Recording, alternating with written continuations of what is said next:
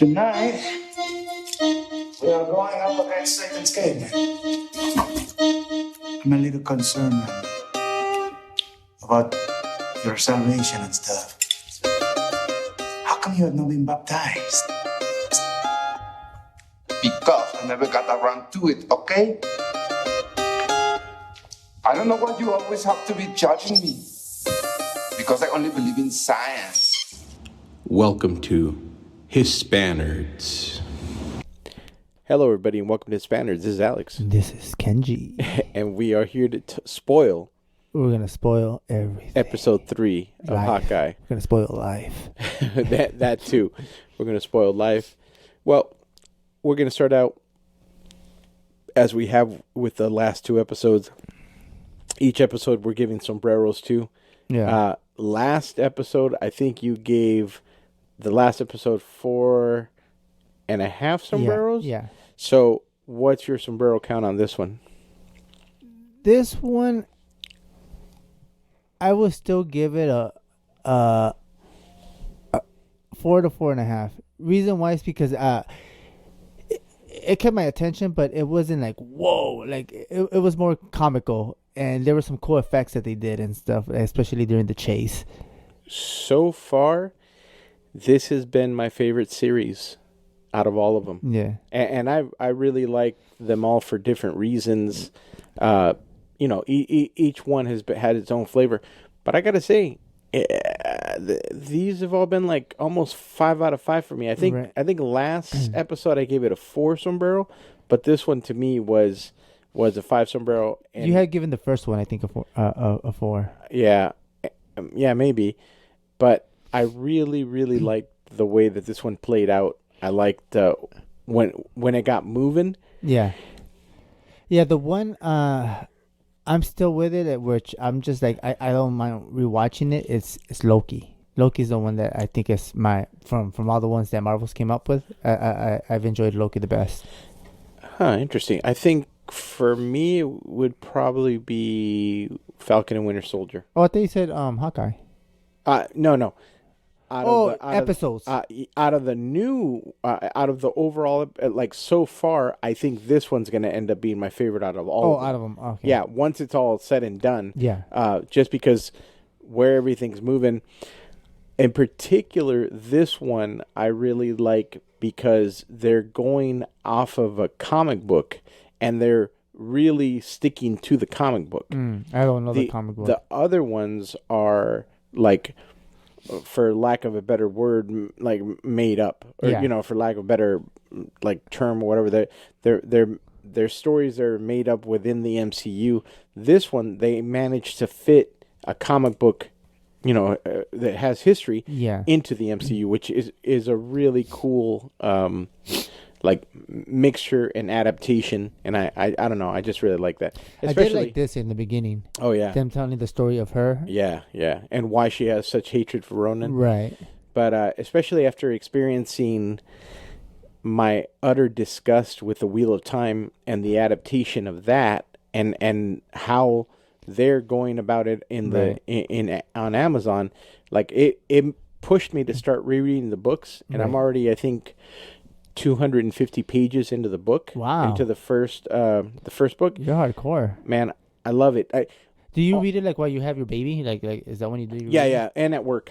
You know. Yeah. I'm reading it both. Pretty soon I've got another freelance job. So pretty soon I'm going to not read at work. I'll be drawing, like during my you know what I thought you were going to say? Pretty much soon, I'm going to have another podcast where I read these books. This is story time with Alex Iniguez. Chapter 1. I wish they'd done it like this. But no, it really, particularly with the Wheel of Time, they really messed up a great opportunity. They had an opportunity to create an epic, high, fantasy TV show, and they wasted it. They just wasted it. That sucks. Yeah, it really does. Dude, this is so funny. Yeah. Those guys are hilarious. I like when when the one of the dudes, one of the bros starts getting advice from her about relationships. His girlfriend, yeah. It's awesome. So, anyway, one of the ways that we'll get into it too with this episode, instead of breaking down bit by bit, I brought up the list. There's, I think, 22 or 23 Easter eggs for this. I'm not even looking for Easter eggs on this one. Yeah. For some reason, when I was watching Loki, that one I was really intrigued with the Easter eggs. This one, just like, if I see it, I see it. Right. Well, I'm about to tell you. All right. I'm about to tell you. And also, just a little bit of a tease. What I did like was when they were shooting arrows, I was not expecting that one arrow shot where he uses like the pink particles to make it bigger, I believe. Oh, the PIM? Yeah. That was, I wasn't expecting that either. Right up until the moment when I saw what it was, I was like, oh, I know what that is. Yeah. But just a little bit of a tease. Spider-Man comes out this week. And and all the things that I've been reading about it, and I really hope it's true, is that this is potentially one of the best MCU movies that they've ever made. And I mean, when people come out with and they're loving the movie, and actually here's a measure to me of how much when people really love a movie, when they keep their mouths shut. Yeah. When somebody comes out and they're like, I can't wait for everybody to watch it, and they say nothing, to me, that means that the excitement that they're carrying, they want it for everybody else, as opposed to like, punks that just want to spoil the whole thing. They just want to spoil the whole thing. So I feel like a lot of people, a lot of fans are coming out of that experience with Spider-Man. And they're like, man, I can't wait for you to be part of the wave of like, and it broke record sales, which is, to me, is crazy to think that movie theaters this weekend are going to be packed. Oh, 100. They're going to be packed. Yeah. So, definitely it's is. going to be wild. Yeah. And I definitely got to like look for a theater that's somewhere in Orange County. You're not gonna go here to yours? No, because I don't know how the restrictions are gonna be here. Just talk to them. Just call them up and just talk to them. They might be like, you're good, dude. True, literally, but I don't think they have the experience that I want. Oh, you're still gonna go for that? You're so crazy. Well, then that's a theater over there. Yeah, in Orange County. Yeah, that's the one right there by our work. Yeah. Yeah, just go do that. Yeah. Are you gonna take your brother? I was gonna give him a call and say if he wants to meet up and watch it. Yeah, I'm sure he would. But if I do it, I think I'm gonna do it Saturday. Nice. Yeah, I'm going on Sunday. Oh, you're going on Sunday? Yeah. Okay. That's when my brother and sister-in-law, we all the Marvel movies, we watch it with them and their kids.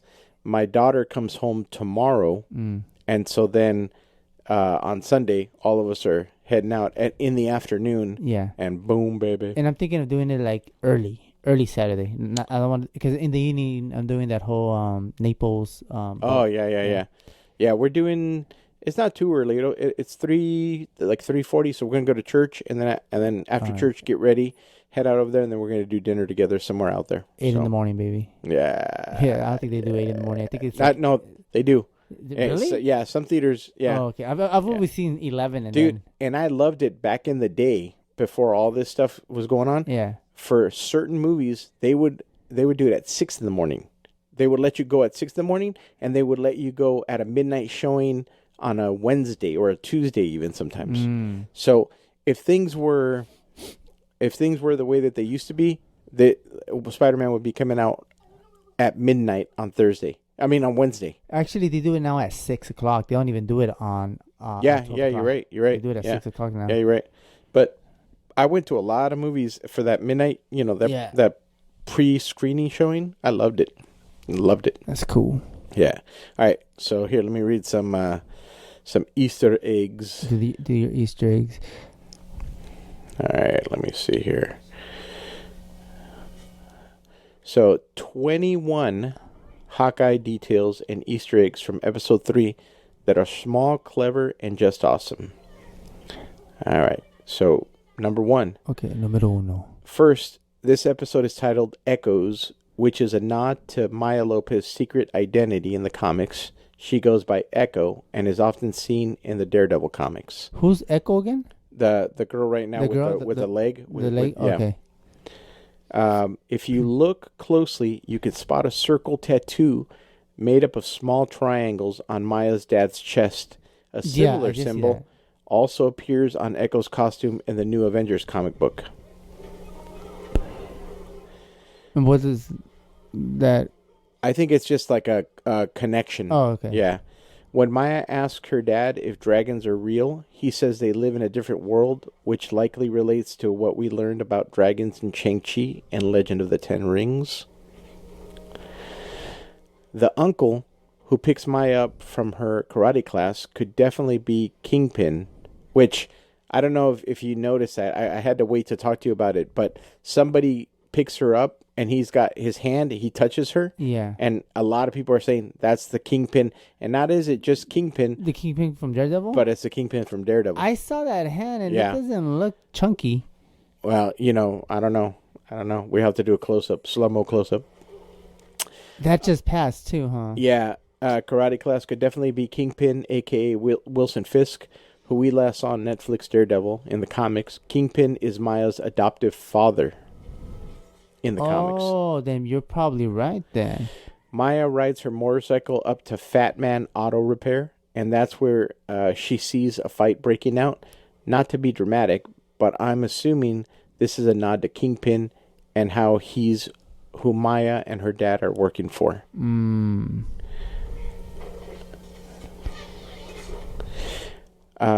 Now, Maya watches as Ronan kills everyone, including her dad. In the comics, Kingpin is the one who ordered her dad's murder, so I'm wondering if that could be the case here as well. I don't think so. I think this is whether they're changing. They're changing the because they're not following the comic book strictly. Yeah, exactly. Which they shouldn't. No, I love this part. He looks like a shark. Yeah. When Maya watches her dad die and he puts a bloody handprint on her face, it's a nod to the very iconic moment in the comics. You'll notice that Clint and Kate are being held inside an abandoned KB Toys, which was a real toy store that went out of business in 2009. I remember. I forgot about those. Yeah, I remember KB. KB, it was always them and Toys R Us. Yeah, but Toys R Us was like the bigger, more popular one. I like this move right here. Yeah, that's rad. Yeah. She slides across. Clint tells Maya that Ronan was killed by Black Widow, which connects to when Natasha found Clint as Ronan in Avengers Endgame and told him to come and help the Avengers bring everyone back. So that technically is the day that Ronan died. When Kate and Clint escape the tracksuit mafia and Kate wants to take a 1972 red Dodge Challenger, which was Clint's car in the Matt Fraction and David Hawkeye comics. You can spot a Trust a Bro van, which is a hilarious and clever nod to the Tracksuit Mafia's overuse of the word bro in the Fraction and Aha run of Hawkeye comics. In the car chase between Clint, Kate, and the Tracksuit Mafia... the car chase between Clint, Kate, and the Tracksuit Mafia is something that is taken directly from Matt Fraction and David Aha's Hawkeye issue number 3 from 2012. While Clint drives the car and Kate fires trick... I like the cinematography. Oh, heck yeah. This was awesome. When Kate drives the car and Kate fires trick arrows in the show in Hawkeye issue 3... the roles are reversed, and Kate drives the 70 Challenger while Clint shoots. So they switched it here. Yeah, I like the music too. Dun, dun, dun, dun, dun, dun, dun. Also in the comic, Kate complains about Clint not labeling his trick arrows, which happens in the episode too. That's right. She's like, what does this one do? He's like, no, not that one. She's like, a suction cup? She goes, oh, now I know what this is for. Clint's putty explosive tip, suction tip plunger, cable, acid, and smoke bomb arrows are all seen in this episode, and they were also used by Clint and Kate in Hawkeye issue number 3. I kind of do like how they did all those effects because none of these type of effects you saw in the actual movies. Right. Yeah, you didn't. I mean, like that, like things. You don't see that, but you see his. He does have some other arrows that do. Like he's got a arrow that's like electrocutes. Yeah, you. that's what I'm saying. Yeah, Electrical or explosions. Yeah. But nothing that's like. Yeah, like putty. Yeah. Or the Pym particle. Yeah, exactly. Yeah. Although I feel like the Pym particle one is a nod to Ant-Man. Mm-hmm. You know. The Tracksuit Mafia car chase ends on a bridge, which is, you guessed it, exactly how the car chase ends in Fraction and Naha's Hawkeye issue number 3. The final arrow Clint uses was created by Pym and is filled with Pym particles. In order to make it grow, of course, Clint got to work with Scott Lang and Hope Van Dyne in Captain America Civil War and Avengers Endgame. Can you imagine him shooting that arrow straight and then hitting it while it's going straight and it just keeps going like missile? Dude, that would be such a crazy effect. Kill so many people though. Another clue that points at Uncle actually being Kingpin is the fact that in the comics, Kazi goes by Clown and works for, you guessed it, Kingpin. Mm. This is such a rad scene.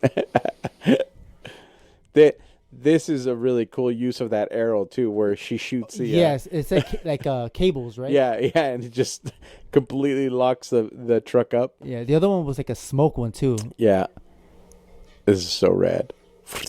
It reminds me of Spider-Man. Mm-hmm. You know that's like that arrow feels inspired by Spider-Man. Right. Let me see here. When Clint tells Kate to name the dog, she tries a bunch of names and comes up with Pizza Dog. Yeah. Which is a nickname for Clint and Kate's dog, Lucky, in the comics. Oh, that acid. That's right. Yeah. But this didn't make any sense to me. Oh, it's because they stopped. No. Now it makes sense. They stopped traffic so that they could do that move and not hurt anybody. Exactly. So never mind. It made sense. It makes sense now watching it a second time. You always gotta watch it a second time.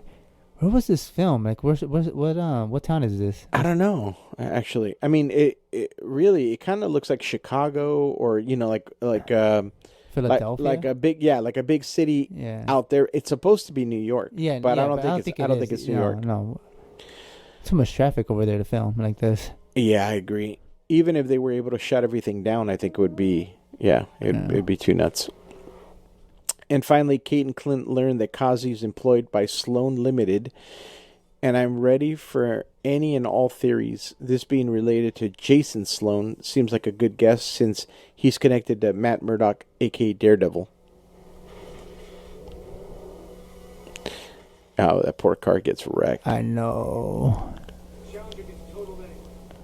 So, let me see. And I think that's it for all of the Easter eggs. Yeah. She's a pretty good artist, too, when she draws his character. that was pretty terrible. No, but that was pretty quick. She did that like in, 5 seconds? Terrible, but it was such a funny drawing. He's like, what is that? she did that in 5 seconds. That's a quick sketch. You're too easily impressed, my friend. Hey, 5 seconds doing that? Heck yeah. I want to see you do something in 5 seconds. I can do it 5 seconds. That's it. Let me get my art pad. I'll draw you in 5 seconds. This is one of my favorite. This is so rad.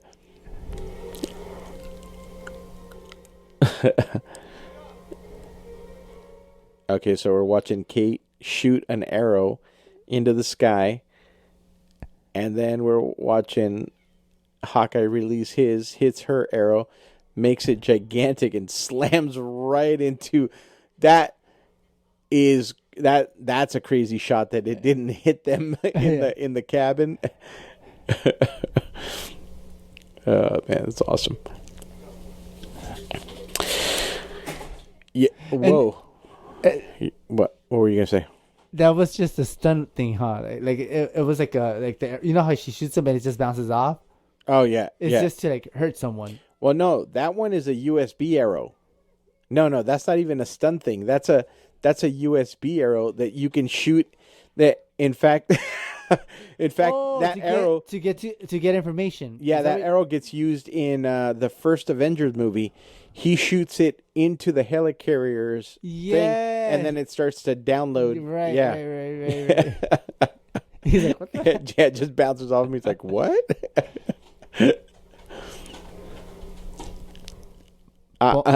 Bomb. What's she doing? I think she needs to poop. Oh. When she needs to poop, she starts running around. Oh, really? Yeah. Oh, how weird. I do the same thing. I'm like, I gotta poop. Go in the toilet. See? She's just there you go. See, he knows his girl. Yeah. That's funny.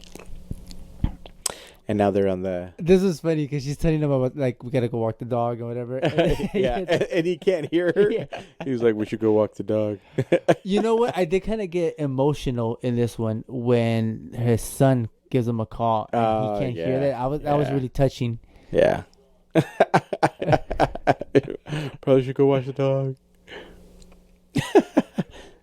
They really did a great job in picking her. Yeah. As the, like, you know, the opposite of him, right? You know, it's a. Oh, did you see in the last trailer, the last and only trailer for Spider-Man? Because there's not going to be another trailer that comes out. Did you see that Rogers the musical is in the trailer? No. Yeah, I haven't been watching any.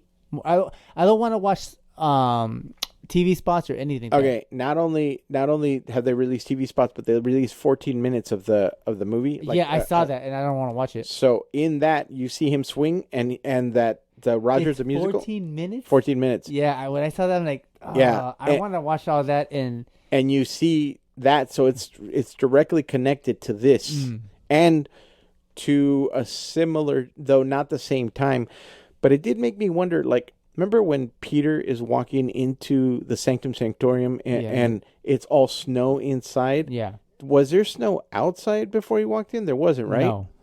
Huh, okay. I'm trying to wonder, like, what... Why? No, when it's happening. Not why, but when. Like, because this is during the wintertime. Yeah.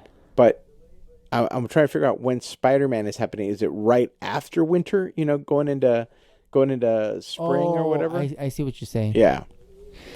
I'm not sure. Because if the musical is still going on, because when you see him swinging around with it looks pretty. It looks pretty clear, no right? Snow anywhere. It's got to be spring, almost summer, but that play is still going on because this is summer. I mean, this is winter. Sorry, this is winter. So, yeah, it's fun to see the connections. Yeah. Here's the part where Kenny cried. Hawkeye is talking to his son. I got a little. Kenny's like, I was touched. Just ugly face. Because you can Kenny. see how like he wants to be there, but he can't. You know? Oh yeah, no, for sure. This is all manufactured to make you cry. Yeah, son of a guns. And Kenny cries all the time. Yeah, I do. It's the only thing that keeps me insane. Kenny almost cried when he thought he lost his candles. Yeah, I was so upset. How many did you order total? 3? 6. Oh, 6. 6. Yeah, Kenny ordered these manly candles, scent of Stallone, scent of Schwarzenegger. Yes.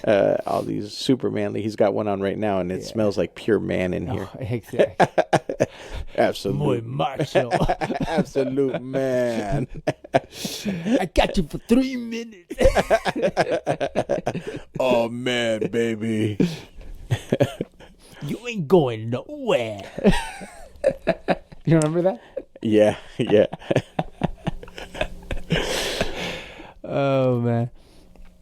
So, wait. Was that all of the? Yeah, that was it. That was it. Yeah, I mean, and that was 21 little Easter eggs that they found in the show. You hit up 21 already? Yeah. I thought you were like barely on your 4th one. No. I finished it all up. Finished it all up, so we're good. We're good on that. So he seems like a cool guy. Which one? Him. That guy? Yeah. I don't know. I mean, he seems like I don't know. I don't know. I don't know what to think of him yet. Like he was trying to stop her from doing something crazy, and like he doesn't seem like he's a total bad guy, like psychotic. What which is funny that you say that, because in the comics he goes He by is. the Clown, and he's super insane. Oh, really? Yeah. He's like a killer. So it's interesting that they're either changing his. Because he does not throw out that vibe. Yeah, I don't know. Yo no sé. Yeah.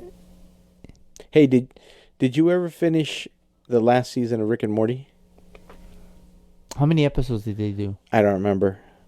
What was the last? What was the I last think the last thing that I saw was the one with where the turkey the turkey turns into the president. Yeah. If that's the last one, then yes. I don't know if that's the last one, but that's the last one I saw. That's the last one I saw. Okay. And I haven't looked into it. Yeah, Boom! If you gotta go poop, go to the toilet. I think she already went. No, she's still going back and forth. I could have sworn I saw her go that way. Oh, I thought you were gonna say that she heard the drops. No, I didn't. No, I heard nothing. But in fact, all I can hear is you in my ear right now. Yeah. Okay, Oh, that's there right. she goes right there. All right, she's going. She's going. She's going. That's so funny. She looks at me. She's like, That's right. That's right.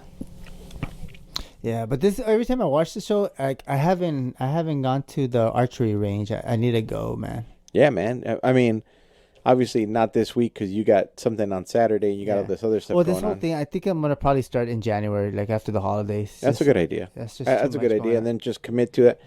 If you start on that, if you start in January, I will buy a bow and I'll go with you. I have two. You could just borrow the other one. Oh, well, okay, then I can do that. I mean, technically, if you show up early enough at El Dorado, I think you can get one from them. But yeah, I'd rather use one that you have. No, we could go to I seen the one in El Dorado. You'll like the one that's right here by it's like a 15-minute drive from Disney. It's in that neck of the woods. Why would we go out there? El Dorado's so much closer. What are you talking about? And El Dorado's like perfect, man. But don't you have to pay to get into that one? No. Are you sure? Yeah. Positive? And I have a pass anyway. Oh, do you? Oh, yeah. Well, then we're going there. I haven't been to the El Dorado. I've only been to the one that's something Valley. What is it called? Valley View? Are you talking about the street Valley View? I think so. Over there, it's in Anaheim, but it's Well, Valley View doesn't go to Anaheim. No, Valley View, no, it goes. The closest it gets to is Buena Park. But I don't know which archery. It's an archery range. It's a huge park, and inside that park, there's an archery range that it's free to the public. But you don't know the name of the park? I can't remember it. I just know how to get there. Yeah, I don't know. I mean, literally the only one that I know of is the El Dorado. Yeah. But I mean, there's a lot. There's more. another. Oh, there's actually not that many. The ones when you see a lot, there's some that are indoors, and I don't like the indoor ones. No. But the outdoor ones is El Dorado, the one I'm telling you that's over there in Anaheim, and then there's one in West LA that I like that one too. That one's really nice too. I ain't going to LA. But that one's pretty far. I ain't going. It's in the ritzy area too, where I think you were saying that it's kind of going downhill. Remember we were talking about it? Huh. I don't. No. You misunderstood me. Wait. Are you talking about Pasadena? No. Are you talking about Venice? No. That's the only place that I could think of that was going downhill. Venice, but that's by the beach. Where there was I think either mugging or shooting or something like that. That was in Hollywood, on like Sunset Boulevard. Yeah, but you were saying... And that place is like, that's no joke. My wife and I, a year, I think a full year had passed because baby wasn't around, and I think she was just pregnant, and we went and saw a movie out there. Like, my wife will periodically get notifications, like an invitation to go see a free movie. And so she got one of those and signed us up, and we drove out to Hollywood. Yeah. And the theater is like state of the art. In fact, the theater was made by a company that makes like surround sound and screens and all that other stuff. So it was a state of the art theater that we went out to. And but it was in a really bad spot. And we decided to stick around, and when we went inside the building was gorgeous, but the outside was not in great shape. A year later, we drove through that spot on one of our drives. I mean, kind of during the height of COVID when I was out of work and all that other stuff. This is when you guys were doing just we were doing a bunch of drives. So we decided we went to Pasadena, and then from Pasadena we drove over to Burbank, and then we drove through basically downtown where like the Man Chinese Theater, El Capitan, and all that. Yeah. It is, dude, it's horrifying.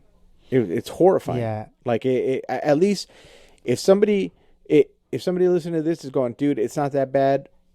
At the time when we drove by, it was bad. If it's not that bad now, it's maybe the city's starting to clean it up. I don't know, but we haven't been back. But it was bad enough that there's no way that I would get out of the car with my kids. There's no way. Yeah. It was just like, I mean, literally people on the streets doing drugs. Like my wife's like, oh, that guy's doing heroin. I mean, right there. I feel like it's that like Sunset and all that area is always bad because when I used to go to school over there, like not in that area. It has always been grungy. Yes. But yes, it wasn't like this, dude. I mean, there were several times I went down there to watch live bands. Yeah. Several times. Mm-hmm. I mean, and I never felt like I was in danger. I just felt like I was in a place that was like dirty, but also eclectic and kind of fun.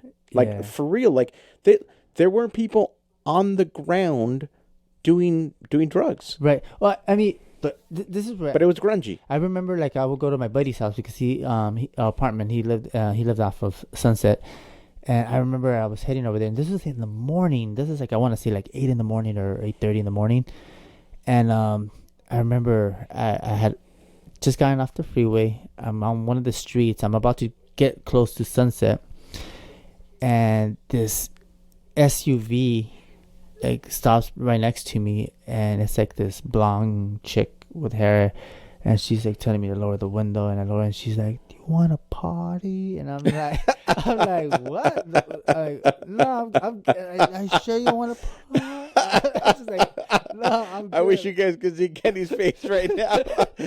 Kenny's, "Do you want a party?" face. You want a party? It was the weirdest thing. I just like. Wait. So did she say it like this? "Hey, do you want a party?" Or did she say it like this? "Hey, you want a party?" Yeah. It was the second one? Yeah. Because the first one is my druggie. Yeah. Like No. That was the other one. And she was giving me like the signs, like, what kind of party. And I'm like, nah, I'm good. But guys, Kenny does not like to party. No, well, not like.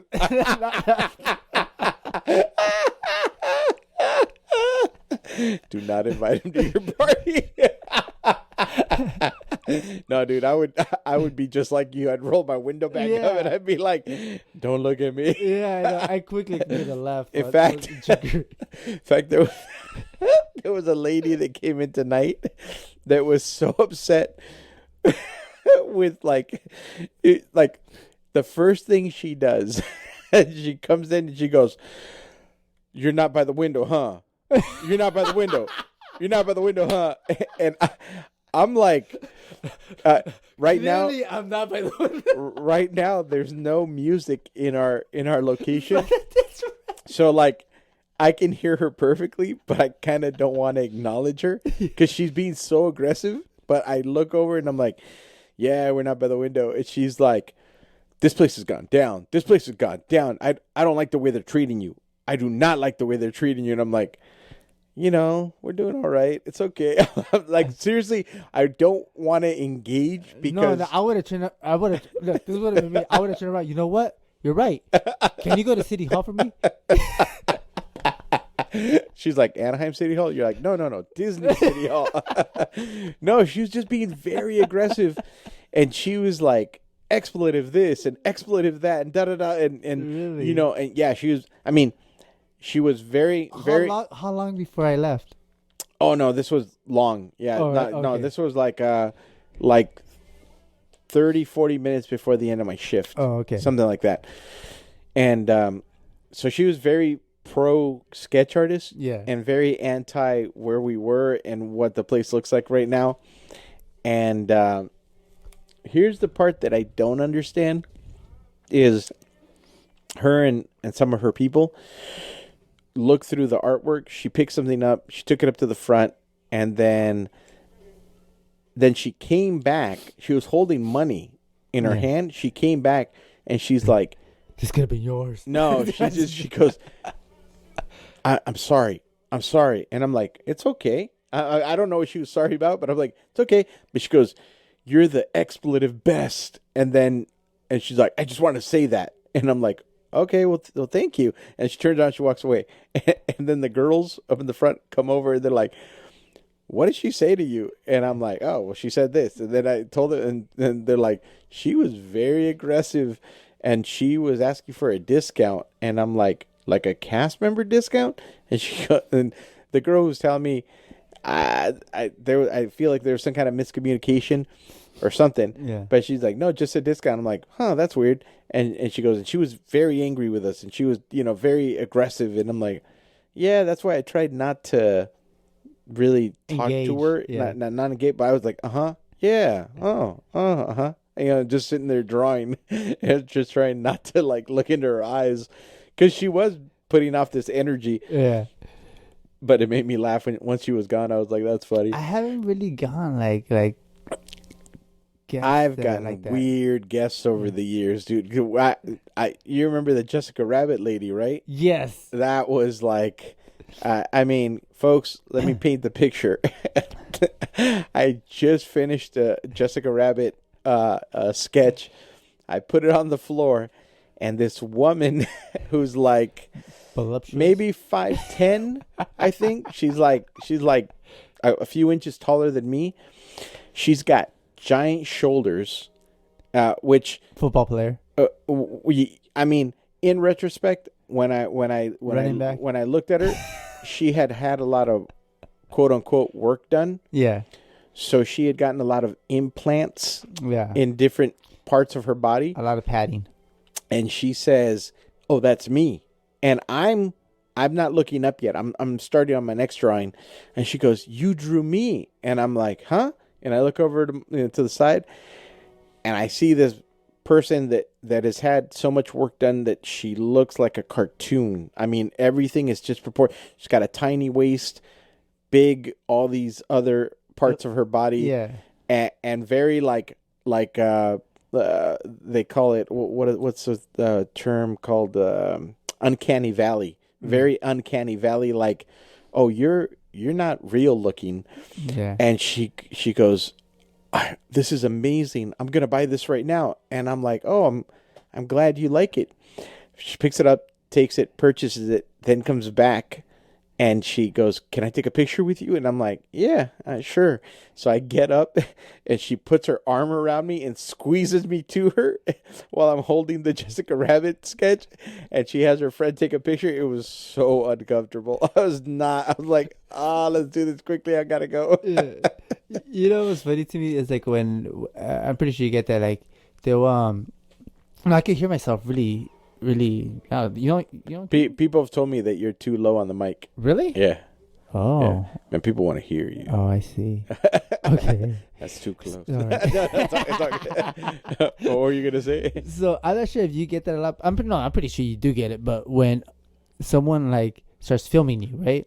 Oh yeah. And they end up asking for permission later. But like when they get, I'm gonna tell you something about that. When they get caught, that you like yeah. Because I'll be drawing, and literally this guy like put out the phone like almost like really aggressive, and I could feel it. Yeah. So I turn around and I look at him. He's like, "I'm filming you. It's cool if I film you." And I'm just like, "Yeah, man, it's all good, man. It's all good." Because if it's not, I'll kill you. I'll kill you. Yeah. Wait, when did that happen to you? That was today. Okay, yesterday I had a dude roll up on a little scooter, and he's like, "Sir, sir," and I'm like, he said it 3 times, but I turned after the first one, and I'm looking at him, and I'm like, yes, and he goes, I want to take your picture. I'm like, yeah, that's fine, and he goes, can I take your picture? And I said, yeah, it's fine. You can take a picture. He goes, thank you. I'm like, yeah, no problem, man. Turn around. I'm like, do you want me to draw while you take a picture? Yes. And like, okay. So I turn around. I'm like, I'm not turning back, man. almost 90% of the time, people are cool, but we get that 10% that's like, just kind of is odd. Or remember the lady that used to come to all the Disney runs? Oh, yeah. There was this lady who was married, quote unquote, but I'm sure would have taken Kenny on as a husband if Kenny had been for it. Older lady, very sweet. Yeah. She was actually in shape. And, yeah, for sure. She was like, she was a hot little old lady. But she would always seek Kenny out and would always purchase artwork that was specifically his, nobody else. I remember one time she even apologized to me, and I'm like, no, don't worry about it. Like it's totally fine. Like people have their favorites, and that that's fine. But yeah, you know why that happens is because I tend to put everything away. All of the other artists, I'm hiding it because I'm like, it's all Kenny. Wow, Kenny's the only one who works here. Nobody else has any other artwork. Yeah, that's how I do. Yeah, I by and large, like I said, the interactions are pretty great. Like not a problem. But going back to what we were talking about with like that whole area down in LA with Sunset and all that stuff, I really right now I really can't imagine feeling safe or going back with just me or me and my wife or whatever. But there was a period of time, and you're right, it's always been a grungy area. Yeah. It's never not been that, right. But it was always managed pretty decently, where people weren't out in the open doing the stuff that they're doing right now. Even like prostitution back then was definitely present there. Yeah. But it's different now. Right. I mean, it's more it's everything is so out in the open that the last time we drove by, people were literally laying on the ground in the parts that are the most popular areas. So you could see them like they had homeless encampments, just right there on the crosswalk. You know what's been changing for like the better is Inglewood. Ever since they put the hey, you know why? Everybody's strapped. What is it? Spotify. Spotify. No, not Spotify. What is it called? Sophie. I'm sorry. That's what it is. Sophie. What's Sophie? The Rams. Their Stadium. Stadium. Yeah. Oh, yeah, that makes sense. So, I mean, they have a vested interest in making sure the place is nice. Since they started doing that, and they're doing another stadium, I think it's gonna be for. I think it's gonna be a baseball one, or I can't remember. Like my cousins are the ones that are into like all the sports, but they're working on another one. Oh, that's cool. And they've been trying to buy off like they're trying to buy off houses from like my cousin has a house on 108, 109, and then so one from 104 down. They've been trying to buy off their houses, and everybody's like holding off. They're trying to get like cash money, baby. Yeah. Let me get that Texas money or Florida money so I can move. Exactly. And my cousin's like, I ain't move. I'm like, and I don't blame him because. Well, the only thing I would say is if he can get a really high price, then he can turn around, buy a cheaper one, and flip it. He already when he's gotten offers, he throws them a number. Oh, immediately. And they're like, no, we can't do that. Well, I don't want to talk to you. And he hangs. Nice. Yeah, I like it. Very decisive. Yeah. They're how much? 8 million. What? No. Yeah, 8 million. Like, you're insane. Yeah. Talk to me when you're ready to play. Sir, your property's only 8 million. Yeah, but since they did that, I remember you will see prostitutes everywhere now. They're either incognito where you just can't see them, but you're also seeing more Caucasians over there too now. It used to be like a black and Hispanic variety there, and now you're like, I'm like, oh wait, there's a white person right there walking. The term for that is gentrifying. Gentrifying, yeah. and they're just at night. White people at night. Yeah, that's insane. We'll be driving with our cousins and we're like, what? It's like, yeah, they're moving in. I'm sorry that for some reason that reminded me of a video that one of my buddies sent me where it's these, I think it's 5 white guys, and they're planning to invade the Capitol. And they have like a Lego set all set up, and they're like talking about how they're gonna do it. And then one guy, he's like, FBI, he comes out and he's like telling them that they all gotta they all gotta stop and they get down, and everybody pulls out guns. But then another guy, he takes off his jacket, and he's also FBI. So he comes over on the side with the other FBI guy. So now it's 2 guys against 3, and they're talking. And then one guy's like, guys, and he flips his red MAGA hat, and it's FBI on the other side.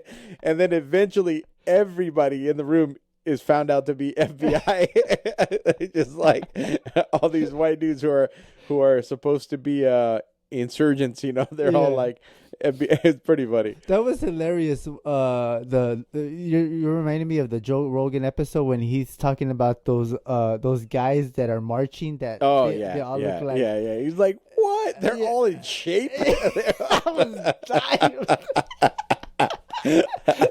Oh my He's God. like, this is bull, and it's still up in the air whether those guys are really part of that group or whether they're like plants. Did you see what he posted on Instagram of Elon Musk, that cartoon character? I'm listening to that podcast right now. It's fascinating. No, but I'm talking about the image. Yes, the whole reason the image is there is because he's got a podcast with the artist that created it. So I'm listening to it right now. Oh, I see. On my way over here, I was listening to it. That guy gifted Joe Rogan that artwork. Oh, really? That artwork is worth cash money, dude. Really? Oh, Why? dude. Why so much? That artist has made $100 million this year alone on his artwork. That artist, I'm telling you, I was going to tell you after the pod, you're going to love this episode. I'm just 20 minutes into it. Oh, I should have started watching. And it's I thought that it was there, but I started listening to the other one again. That artist puts out one piece of artwork every single day. Every single day. And his stuff blew up a long time ago. I know for a fact you've seen his artwork because months and months ago, well, no, actually, maybe a few years ago, maybe 2-3 years ago, his artwork was getting passed around online. He did this artwork of it was a 3D animation that he did of Trump like naked walking like a giant in a big city with Hillary Clinton in his stomach, her head in his stomach, and he's like destroying all these buildings and there's helicopters everywhere. And that's what his artwork is. He does 3D animated artwork, and it's always like crazy images. Yeah. So he's been doing this for 14 years. Every single day he puts out a piece of artwork. Every day. 365 days. Dude. After a while, he started getting freelance work with all these different companies. And then after a while, certain companies started asking him, like, we want to put your artwork on our clothes. So he started making money that way. And then the reason that I'm really interested in listening to this one in particular is because this guy is big in the world of NFT. And what's NFT? Well, NFT is what I'm trying to understand. I'm trying to understand it more because NFT is basically like digital artwork online that you don't own. You don't really own anything, yet the market is going insane. People are making tons of money on NFTs. So what does NFT stand for? Non-fungible token is what it stands for. Never even heard of that. Non-fungible token. And so this guy has a bit of a twist that's different than other people. So like there's a lot of people out there that are selling NFTs of their artwork, but there's a lot of people out there that are also selling other people's artwork as unique NFTs, which is so dirty to do. Like they'll take another artist's image and sell it as an NFT and pass it off as their own. So dirty. But what's fascinating is this guy that's on Joe's podcast that I'm listening to right now. When you buy his artwork, he sends you a physical thing, like a certificate of authenticity. Yeah. And this physical, like a presentation of his art. Yeah. and it goes to you, and now you're the owner of that thing. So you do get something physical, even though you really only own a digital, like the digital original of it. He'll explain it better than I just did, and Okay. but it might still not make any sense, because even Joe's like, dude, 20 people have tried to explain NFT to me, and I don't understand it. And I've been in Joe's like position, like, I don't really understand why people are so drawn to NFT. Like, it doesn't make sense to me. But regardless, it just doesn't make sense on how they make money. Yeah, regardless of whether it makes sense or not, it's a real thing, because real people are really buying into it. Like, people are buying digital properties right now. They're buying digital homes. They're buying digital space. And what the heck is a digital home? Right? What is it? But at some point, people think that, you remember that movie Ready Player One? Yes. At some point, people think that we're going to be there. You're going to be able to wear a suit. You're going to be able to put a thing on, and you're going to be able to go into a digital space. When you get there, you have property, or your children have property. Oh, that's ridiculous. It sounds ridiculous. No, I'm not for that. I'm really glad that you're saying that, because you and I, like, somebody needs to be on the opposite end of something. Yeah. In spirit, I'm with you. I agree with you, but reality doesn't agree with you. Reality says that's where we're moving towards. I don't see it. I know you don't see it, but nobody saw Bitcoin coming. Nobody. But Bitcoin is not even that big yet. Oh my God, dude. You are so wrong. You are so... Dude, people are buying houses, cars, all businesses. People are paying people with Bitcoin. Like, it's insane. Bitcoin is so important now and so big that people like Hillary Clinton and other people that are in government are coming out against it. And the reason for it is because Bitcoin cannot be controlled by a central government. Mm-hmm. And so the central bank here in the United States, they're the ones that print money. They're the ones that are causing the inflation. They're the ones that are doing and there's a World Bank that is wreaking havoc. Yeah. But pause really quick. How does Bitcoin like can I go to, like, let's say I go to 7-Eleven, I'm like, I'm gonna use Bitcoin to pay for my stuff. It's now happening. Yeah. It's now happening where you can go to a grocery store. You can all the groceries that I've gone to, they don't have that. Like, Grocery Outlet doesn't have that.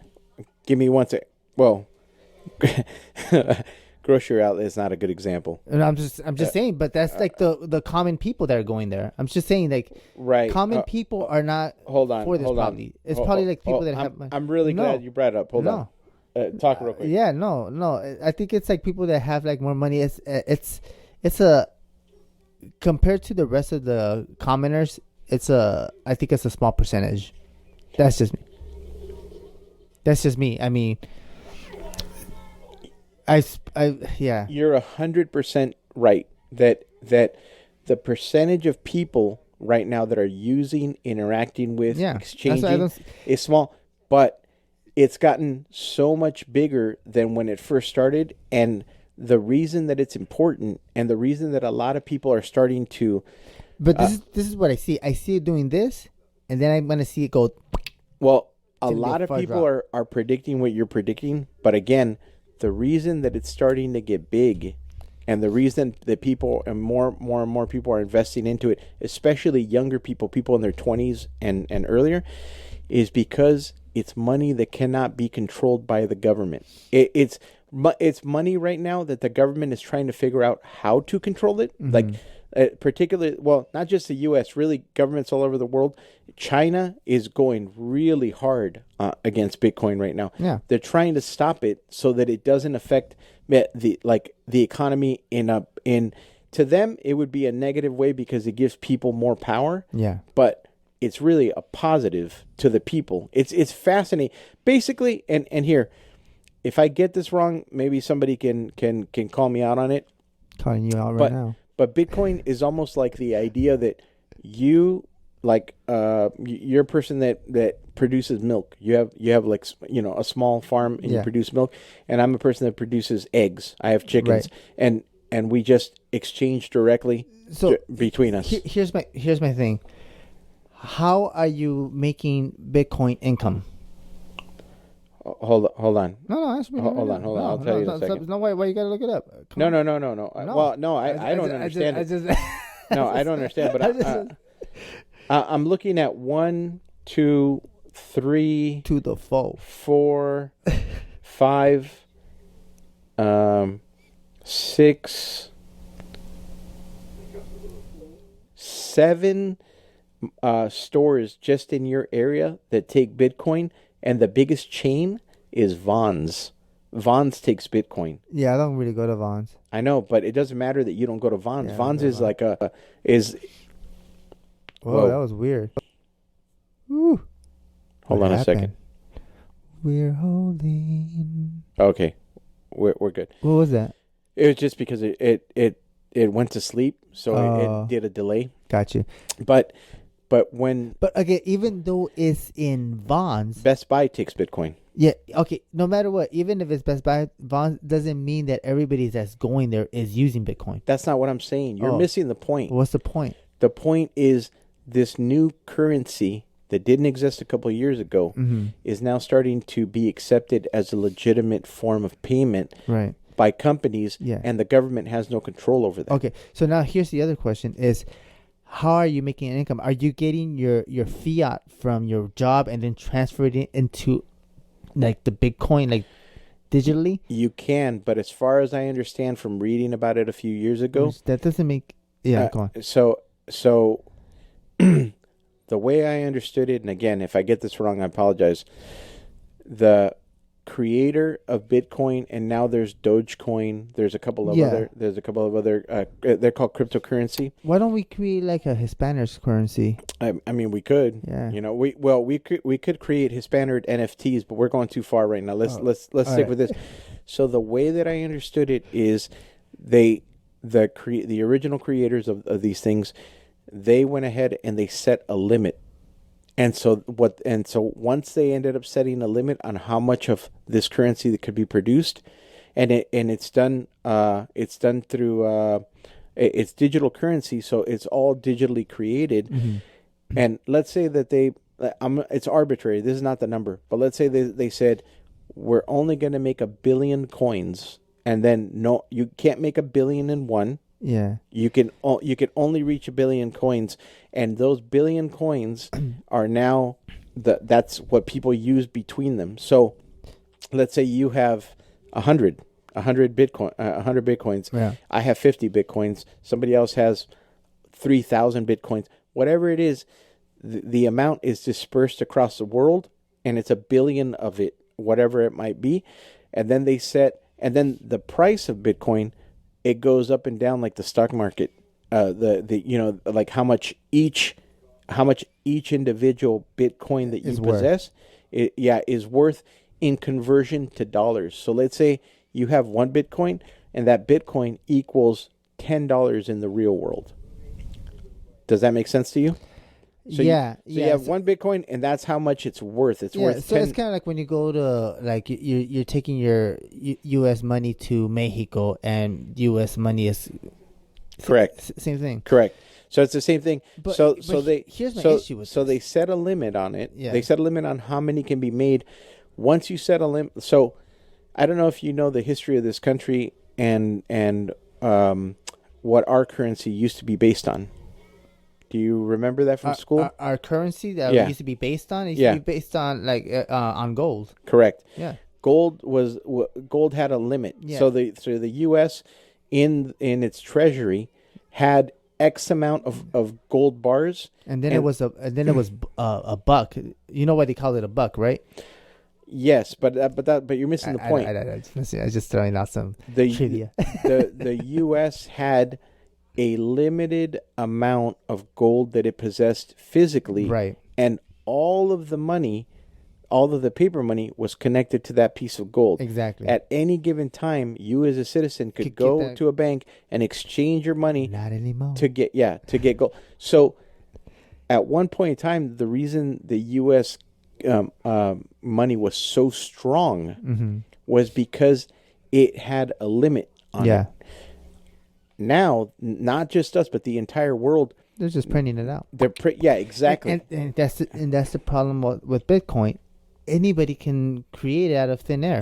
You can't create. So here's the other interesting thing. What do you mean you can't create? You're not telling me that there's not going to be a hacker that's going to be very knowledgeable on how to create its own Bitcoin that's going to be So here's the other interesting thing about it is right now, so far as we understand it, they're using the technology that was built to make Bitcoin is apparently being used as a well, it's not really a technology, it's a software. It's a technology also. It's connected to a technology. It's not just a software. It's connected. What's the technical side of it? The servers that were built to house this. Apparently it's such a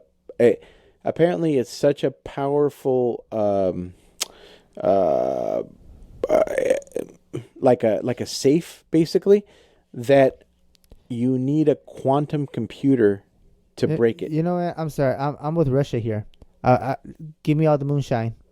Yeah. Hey, yeah, I'm with you. But but in the meantime, it's fascinating because like the questions that you have in your head are the questions that they've answered. Like you and I or anybody else or a hacker, an expert hacker cannot at this point in time produce a they can't make $1 billion and one. I'm throwing you these like these questions like if like you know like if you know you probably don't know. I mean you just know what you've heard and what you've seen here's what I know, that there's a registry that has the set amount, and if hold on. So if there's 1 billion Bitcoins and all of a sudden it shows up that there's 1 billion and one, then they would know that one, the extra one, is a fake. And then that would set off a chain reaction, to basically have everybody check all of their digital wallets. So, but what if it's too late? What if someone did like a crazy purchase or whatever and they did and then it's done with? I don't know what you mean. Like say. So let's say a hacker produces 1 million fake Bitcoins, and then they go ahead and they buy something off of that. Well, you can prosecute them if you find them. You have to. You'd have to, like, if somebody makes a purchase with fake Bitcoin money. Yeah. The problem with that is that depending on the purchase, it's completely traceable. But here's the thing. No, a lot of it is not, because sometimes what happens... No. I'm saying, like, let's say you buy a car. Yeah. You need to give them your license. You need to give... You know what I mean? Or if you buy a house, like... what crazy... So they could do schemes where they're giving out these cards to just random people that don't know. And these cards have Bitcoin money. So they're... distributed to many people. These people, they have no idea. They think it's free money. These are all using it.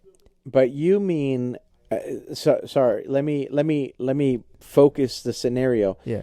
You're saying, let's say it's you, Kenny, and you've got, I don't know, 100 cards with loaded with fake Bitcoin on it, and you walk up to somebody and you say, "Hey, this has $100 of Bitcoin. I'll give it to you for $50 for 50 real dollars." That's what you mean. Exactly. Okay. And so all these people now have a whole bunch of stuff. This guy's made tender money, but now all these people and now they're all buying stuff. How are they going to get prosecuted when they got lied to? Right. And that happens a lot. Like there's people that get like these fake cards and they're pumping gas or doing this. At this point, the Bitcoin community is too small to get caught by something like that, because everybody that partakes in Bitcoin is pretty intense about it. Yeah. And so they're like, what I'm saying is you can't walk up to somebody and say, "Hey, I've got $100 Bitcoin dollars on here. If you give me $50, you take," they'll be like, "No, like that's not how Bitcoin works." And so they can't get caught up that way. The reason the Visa cards work, where that does work, and people do get caught up in that kind of fraud, is because the general population has lived with Visa, MasterCard, and all this stuff for so long that they're very much aware of it. But you're right, the average person, You can't walk up to the average person and say, I've got 100 Bitcoins on here. Give me 50.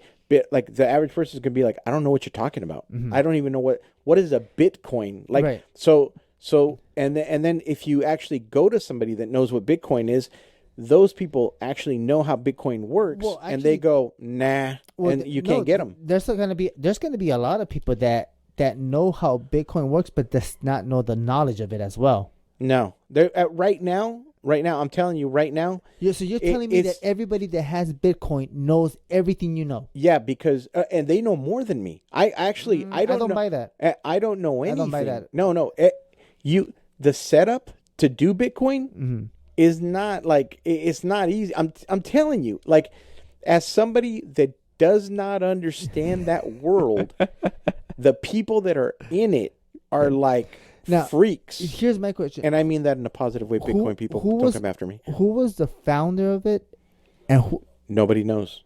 Like, literally nobody knows. That's what's sketchy to me. It's super sketchy, 100%. So that's what's sketchy to me, because then 100%. So I need to know all that stuff without not knowing this. Yeah, I want to be a part of that. Yeah, the way that you are thinking about it.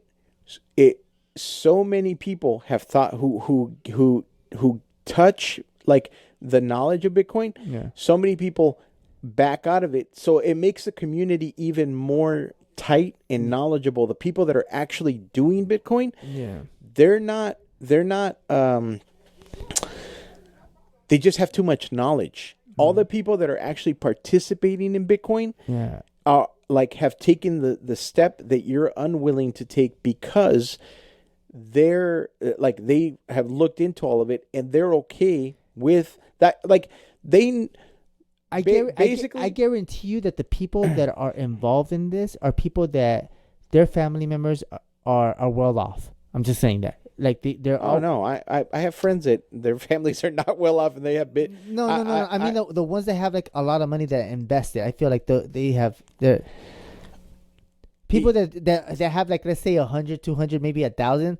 No, I'm not talking about those. I'm talking about the ones that have a lot. I mean, again, you're kind of painting a broad picture because you don't understand the community. Here's what I'm going to tell you. I'm seeing it as a pyramid scheme. That's the way I see it. It's a pyramid scheme. I get what you're saying again, but here's what I'm going to tell you.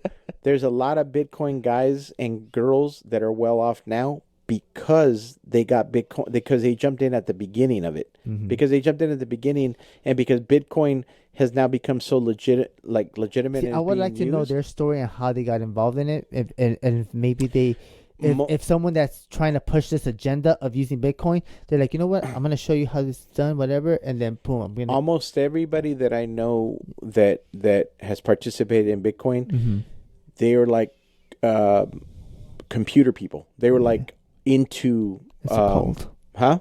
It's a cult. Yeah, they're into that hacker cult thing. 0101110. Yes. 100010. But the thing that I found the most fascinating, and the thing that actually intrigued me, brought it back up again, because I have Bitcoin. I have a digital wallet. Yeah. I remember you. I got it a long time ago. Like, dude, man, you're becoming that cult. Yeah, I got it a long time ago, and I've just not. I just left it alone. I'm not doing anything with it. But one thing that intrigued me, when Hillary Clinton came out and she did an interview and she was going hard against it, I'm like, oh, like, why would somebody in the government even, like you say, I mean, it's too small of a community. It's too, like, it's ineffectual. Yeah. And then I started noticing South American countries and all these other smaller countries have moved their economy over to Bitcoin. And I was like, whoa, wait a second. Why are these guys moving over to Bitcoin? Why would these countries be interested in having Bitcoin be their foundation? Which countries were they? I'll bring it up right now. But what I came to realize is that because Bitcoin can't be controlled by the central banks and by governments, a lot of people really like the idea of basically being able to pay people directly without the government taking even, like, right now. So here's what our government's trying to do. I like that, but I just don't trust it. No, I'm with you. But here's what our government is trying to do right now. They're trying to figure out how to tax Bitcoin because they want a little piece of it. Yeah. And people right now like people got excited about Bitcoin because they're like, oh, I can just sell I can sell Kenny my hot toy directly and nobody gets a piece of it. It's just me, like, like it's like giving Kenny 20 chickens, whatever, right. or receiving 20 chickens from Kenny for this hot toy. They're like, let's go, let's do it. And of course, Bitcoin is also used a lot to be able to sell drugs, to be able to sell a lot of different kind of drugs. Yeah. So but let me see, here, let me bring it up. The goggle guy or girl. I don't know what it is. Oh, this is number 4? Yeah. Oh. I have to watch it from the beginning. I wasn't paying attention. All right, you got to talk. I'm sorry. It's just I got caught up with this. You can't. But what are you looking up right now? So countries. Hold on a second. Oh, we're holding. There we go. Okay. All right. So here we go. Countries where. Oh, wait. This is a little bit different. This says countries where Bitcoin is legal. Is legal. Venezuela. Let me see. Colombia? Denmark, France, Germany, Iceland, Japan, Mexico, Spain, United Kingdoms. The world's top 10 cryptocurrency countries according to stats data: Nigeria, Vietnam, Philippines, Turkey, Peru, Switzerland, India, China. Question. Now, is that only in certain sections of those countries? And they just make it seem like it's the whole country? Oh, El Salvador. The acceptance of Bitcoin is a legal currency by El Salvador following a law approved by the country's parliament in June. So El Salvador has now integrated Bitcoin as part of their their governmental currency. Did you say legal or they legalized? Legal. Legal. Yeah. Countries which allow cryptocurrency as legal tender, which means the countries now that would accept U.S. dollars or Japanese money or whatever, Paraguay, Venezuela, Anaguela, I don't know what that one is, but a lot of I remember reading this that a lot of South American countries are accepting. But just listen to all the countries you're saying. These are all sketchy countries. They really do a lot. So you say they're sketchy, but I think it's a lot of countries that are trying to break away from being dominated by the United States. I think these are cartels that got into the digital world. It's that too. That's what it is. Yeah, it's that too. I think what it is, it's like Wild Wild West. Yeah. It's a combination of all those things. I don't trust it. It's countries that don't want to be controlled by the U.S. government. They don't want to be controlled by the World Bank. Yeah, but I think there's a better way of doing this. I think there's another way. I don't know what way it is. I'm not going to even start to argue that with you because I don't care. Yeah. Like, to me, that doesn't matter that there's a quote unquote better way. Oh. What matters to me is that there are countries that are now starting to look into their future and they're going, you know what? For too long, we have been under the thumb of the U.S. or the United Kingdom or China or Russia or whatever. And this is an opportunity for them to break away from that and to say, this is a way for El Salvador or Venezuela or any of those. I just don't see it going well for them. I just don't see a future in it. You may not, but they do. So, but this is a way for them to be able to sell their products directly to the consumer, anybody over here, and to say, hey, I made this blanket. Normally this is how much money would be taken from us by the countries that it's going into. Right. But now it's just going to be the cost of UPS or FedEx or whatever, and you directly pay us, and there's no middleman. There's no, in this case, the U.S. or some other country coming in and basically stealing a piece of that. Yeah. And but again, you're absolutely. I'm not arguing. No. I'm not trying to argue or anything. I'm just throwing out different points. And I'm not arguing that it's not sketchy. I'm playing devil's advocate. That's what I'm doing a lot. Yeah, but you can't play it with me because I don't like. Yeah, no, exactly. I don't care. You don't know all the facts on this either. You only know what you've heard and seen. Yeah. So 100%. Yeah, and really, but it's interesting that the one thing that caught my attention through all this whole thing is that nobody knows who freaking created this. That's what I was gonna get to that. Oh, they do know they know the guy, but he hasn't come out, and it's a Japanese guy. It's a programmer from Japan that created this, so they know who he is. But that dude is like super isolated, like genius person, and he does not want he's not claiming it and doesn't want any credit for it. Is he the creator? But who's the founder? Because he is. He's everything. He's all wrapped up in. Yeah, he's the guy that created the technology. He's the guy that wrote the code, and he's the guy. But he doesn't want any. Like, he doesn't want any exposure. He doesn't want any. He doesn't even want any recognition for it. He just wants to be like. There's a reason. No, there's a reason for that. Yeah, I'm sure. I don't know. I don't know what the reason is. I mean, I know what. It's like, look, this is the way I see it. It's like and this is me going into the whole conspiracy, whatever. But like how the Rothschilds and all of them, the people that have all this money and all that stuff, right? They want to be like, they want to be pulling the strings or whatever in the darkness. Sure. They don't want people to know who the heck's running this. That's the way I'm seeing it. Sure. I mean, maybe you could be just as right. I don't. At this point, I don't attribute any kind of motive to this person because I don't care. Yeah. And I don't know who the person is, and nobody does, so it doesn't matter to me. I'm gonna find out what's tonight.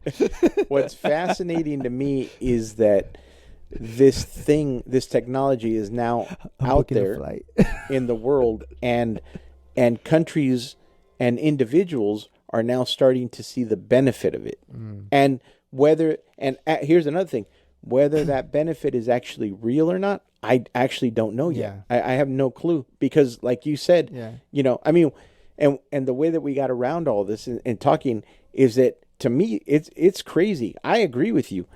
People are buying digital spaces. They're buying digital homes. They're buying like that sounds psychotic to me. Just as much as the idea of buying digital artwork and you hold the original, like it. That's all crazy to me. Yeah. But it's a real thing. I would have acknowledged more like if they're like, oh, they're buying like not digital, but they're actually buying land like in certain areas. Then of course, because we grew up and we're so accustomed to, if you hold something, then it's real. And this is I think this is the problem with this generation, kids that are playing a lot of video games.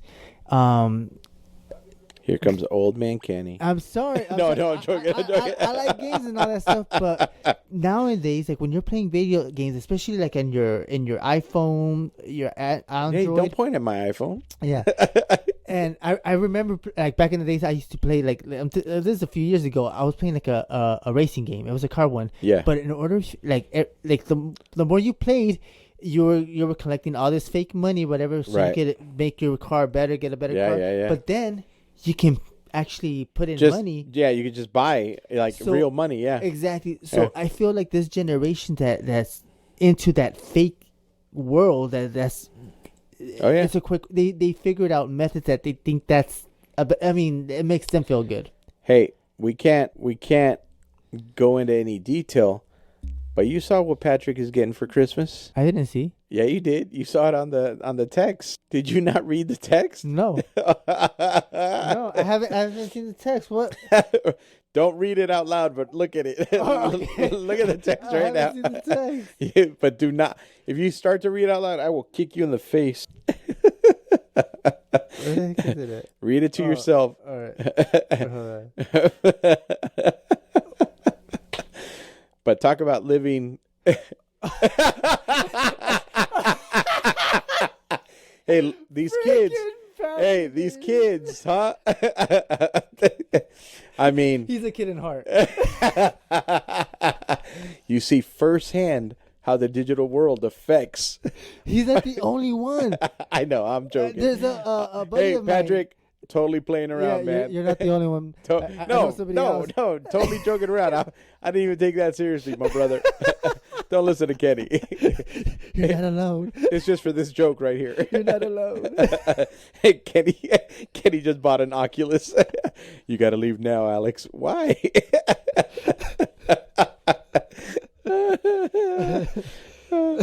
There's a reason why I have the controller out there. Hey, shut up. No, man. Look, it's definitely a problem. I mean, there's a lot of stuff going on right now in society where Well, it's like an scapegoat. That's what it is. Not a scapegoat. It's an escape. It's just an escape. A scapegoat is completely different. No, an escape. No, there's no. It's just an escape. It's just that's it. No, but there's an escape. Isn't it goat? No. Hey, get. I'm trying to. I don't want to say it. No. You got to say it to the mic. No, you have to. Yeah. No, people need to hear you trying to figure out. No. Goat is. Is it a goat? Is it an ice cream goat? Is it a cow? Is it a escape cow? No, wait. What? I think you mean it's just escapism. That's it. It's. Shut up. I think you're just trying to say it's just an escape, man. That's it. It's just escape from reality. It's escaping. It's Andy Dufresne, my friend Andy Dufresne. Kenny's looking. Yeah. I mean, when I'm looking at, there's a phrase that they say scapegoat. But scapegoat pertains to like you blaming an individual. And so a scapegoat is if I steal cookies and then I blame it on you. Yeah. That's not. That's not the same. Yeah, you're absolutely right. I'm thinking of something else. Yeah, yes, you're thinking of escaping out of reality, right? You know, but that's just okay. It's a citizen escape. Yeah, you just escape. Yeah, my bad. I was just yeah. The other one. That's okay. all. That's why I love you. That's why I love you. Seeing her in that outfit, man. Oh, shut up. It's fine. Get over it. No. But look at that. I know. I know. You know what? It reminds me of Michael Jackson when he's wearing like those gangster suits, like from Moonwalk. Not Moonwalk. I know what you're talking about, but for some reason she reminded me of Jared Leto. We're talking about Kate Bishop from Hawkeye. Jared Leto. Yeah, you know who Jared Leto is? Yeah. But Oh, did you ever see the trailer for Morbius? Yes. Oh, okay, you did see it. It was good. Yeah, it was pretty good. It looks good. That looks. I'm excited for that one. Dude, I love that part where he's like, "I'm Venom." Just kidding. Yeah. Dr. Morbius at your service. But what were we talking? Oh, so yes, kids, video games, and all the stuff that's going on with I mean, escape. And all the technology is getting better and better. I mean, we just played that. You and I went and played the Star Wars game. Oh yeah, which it was awful. I'm gonna be honest. I didn't like. But the only thing that I didn't like about it is that I couldn't move around because the person wouldn't let me move around. You would have. But if I had been moving around, I would have liked it much better. No. You were this close from hitting that wall when she was saying to stop. Oh, really? Yeah, you were really close. Oh, nice. I wanted to hit it. I wish I'd hit it. That would have been better for the experience. That would have been awesome.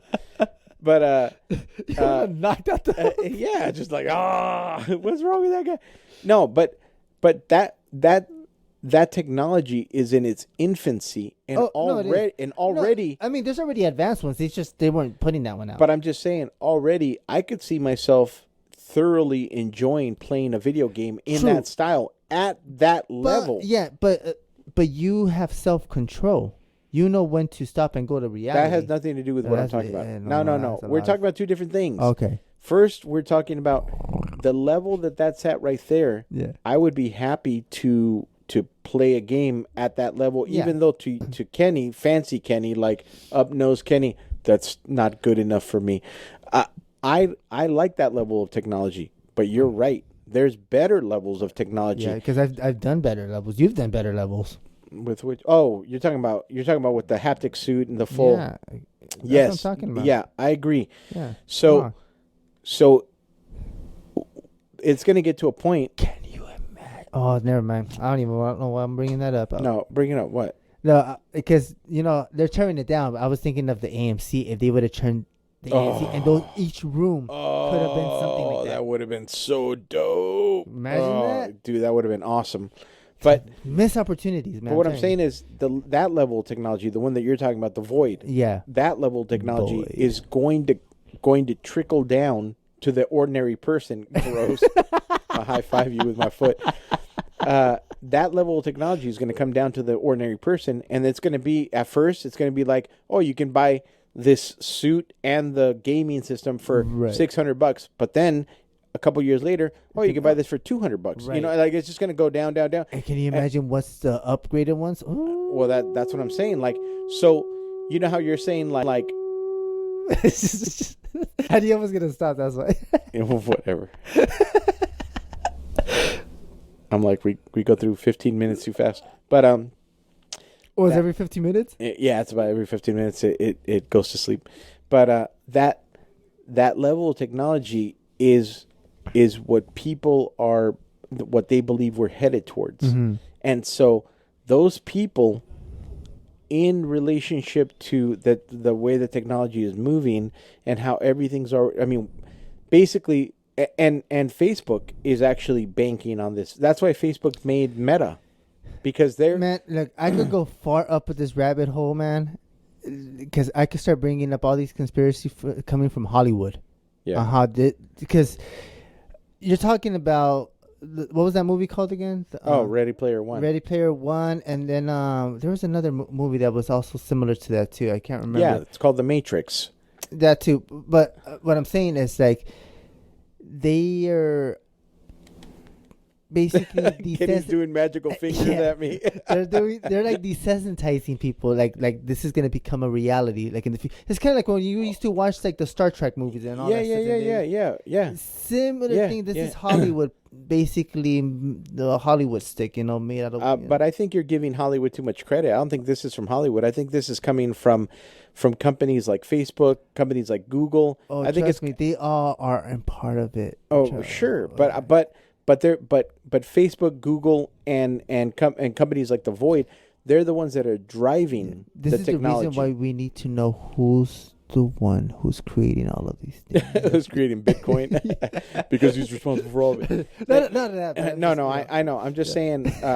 Like, they're definitely prepping society to get to the point where the technology is going to become cheap enough and it's going to become enticing enough that people are going to live most of the time in that space, that digital space. Yeah. And this isn't going to be healthy at all. A friend of mine brought it up. People are going to get so sick now. Well, what's going to happen is the barbarians are going to win.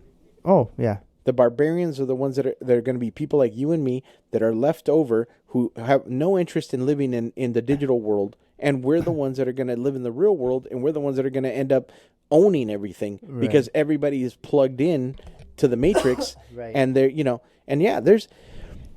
there's plenty of people right now that have unhealthy minds and unhealthy attitudes and unhealthy ways of thinking, where they would much rather prefer to live in a digital space than live in the real world, because the digital space, if you can fly, if you can look however you want to look, if you can own whatever you want to own, then that's what they want. They want that life. They want a life that's easy, infinitely easy, as opposed to any kind of struggle, any kind of hardship, difficulty. Give me rocks. Give me a mine. I don't know. I'll dig it up. There we go. Let's do it, baby. Yeah. Let's do it.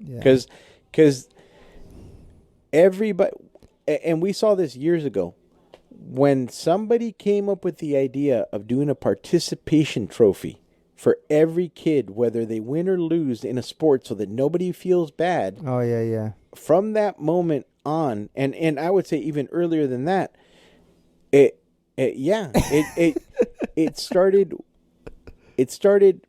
taking kids out of the idea of being challenged. You gotta lose. Yeah. You have to. Yeah. You have to lose so you understand why winning feels so good. I'm not sure if you know this guy. I've mentioned him to you several times, I think, in the past, but Jacques Fresco.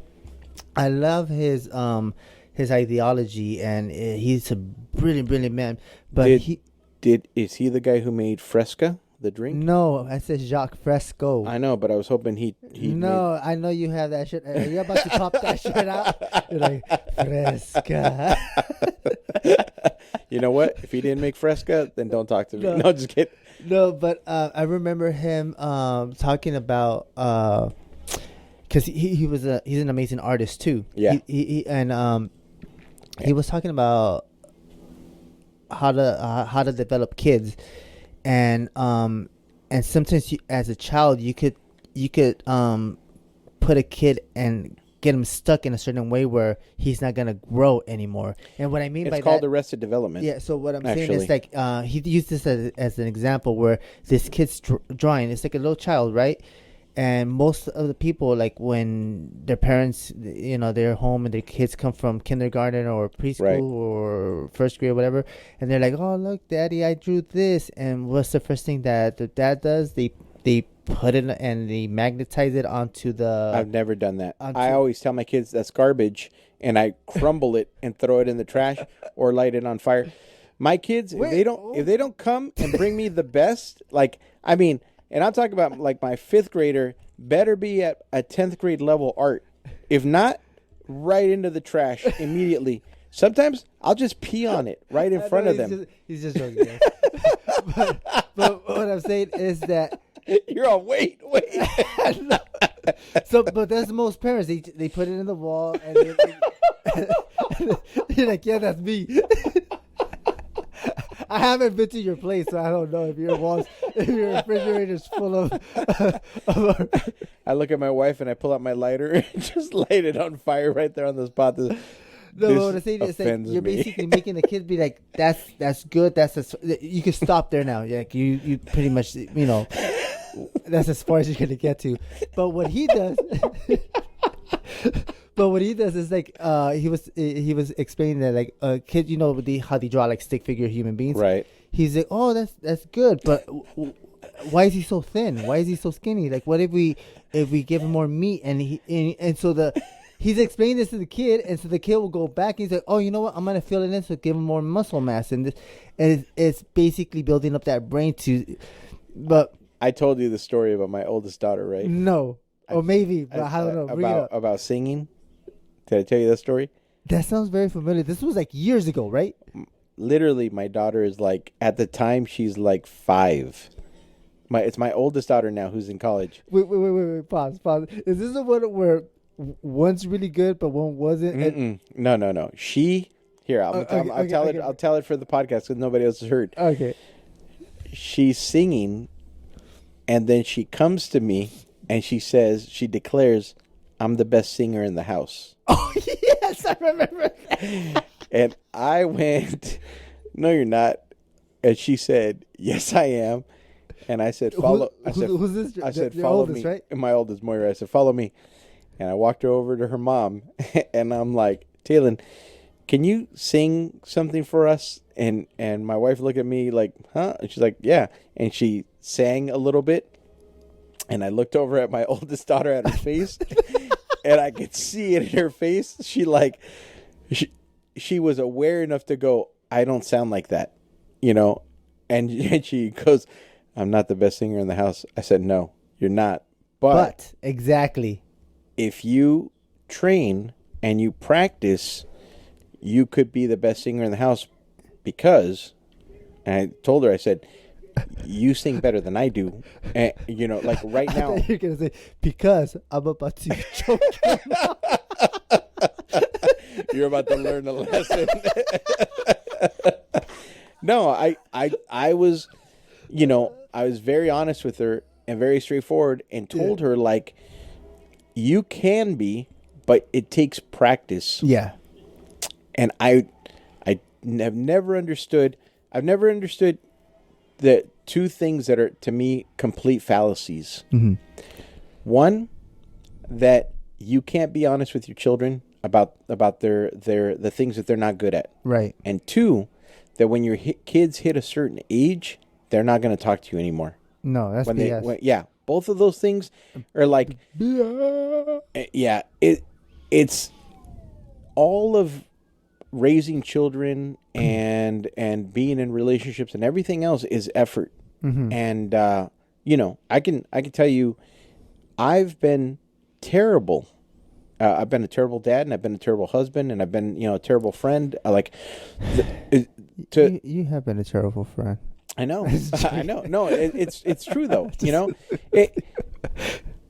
I think the quicker that somebody understands that in life, the quicker that they understand their defects and their failings, the quicker the growth. The quicker that you can start to try to move forward and make changes that are going to be positive, you know, for the people that are around you. So lying to a kid about the things that they can work on, like, it's funny that that or what's the other term that people do is gaslighting. Right? That's a completely that's like going, hey Kenny, you just ate that cookie, and you're like, I didn't eat that cookie. No, I saw you eat the cookie. And you're like, I didn't eat that cookie. Dude, I saw you eat the cookie. The cookie's gone. You ate it, even though I'm the one who ate it. But I'm like, Kenny, remember when you came in?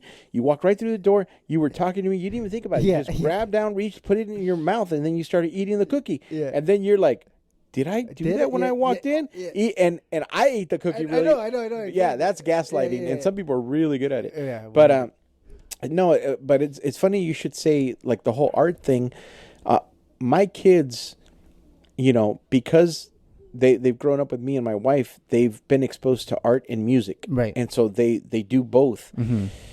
And with my kids, as they've developed in art, one of the things that I've never tried to do is to push them in a particular way or a particular style. Yeah. But I never shy away from giving them feedback when they ask me for feedback. Right.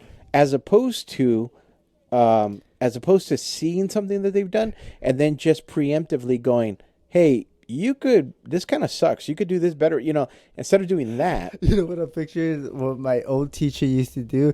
I could picture you, all right, kids, put your artwork on the wall. I want to, and then you're just looking through them, and then you're dropping the ones you don't like. And looking directly at them.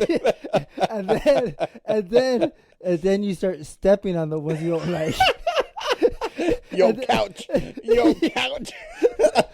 Our teacher used to do that shit. That's so that if he liked yours, he would step over it.